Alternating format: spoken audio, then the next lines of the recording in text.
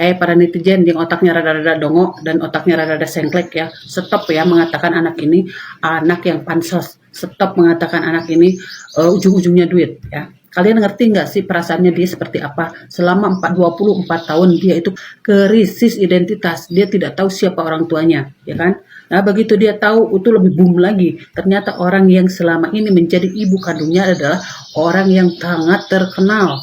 Orang yang sangat terkenal dengan kasih sayang yang luar biasa kepada anaknya yang dulu, ya kan, yang pernah sakit itu kan. Nah, kenapa sama yang ini begitu, kenapa sama dia begitu? Kan begitu. Setelah tahu masih juga rada-rada sulit untuk mendapatkan pelukan. Malahan rada riweuh gitu kan. Bagaimana perasaannya dia, cuy? Coba rasakan, ya. Harusnya seumuran gitu ya, jangan merasakan malu kalau kita sudah berbuat salah.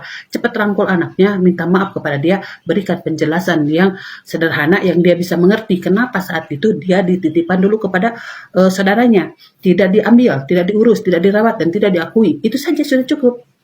Kenapa mesti ribut? Yang paling gong lagi nih ya, si anak ini sebelum mengungkapkan ini ke publik, pernah datang ke rumahnya selama 2 hari berturut-turut, dan itu tidak dibukakan pintu. Tidak dibukakan pintu yang lebar, dipersilahkan duduk di ruang tamu atau di teras rumah. Itu tidak, hanya ART-nya yang datang membukakan pintu segede gini, asup kepala doang merenanya. Dikatakan bahwa Ibu Dena tidak ada.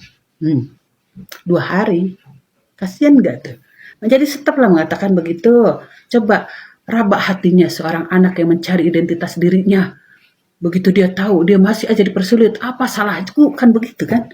Aku tidak minta dilahirkan dari siapapun, tetapi kenapa? Jadi ingat, kalau lagunya tidak booming-booming, ternyata ada sesuatu yang dia lupakan, yaitu memberikan kasih sayang yang betul, memberikan kasih sayang yang seharusnya kepada anak kandung.